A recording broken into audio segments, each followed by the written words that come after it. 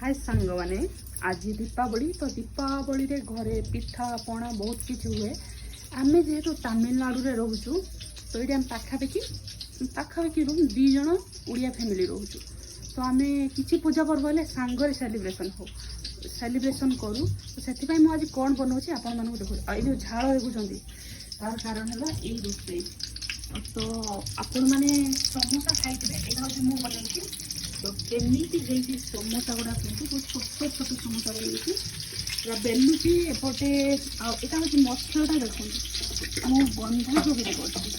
आपण मैंने बंधाकोबी खाई थे बनई खाते देखिए बहुत सुंदर लगे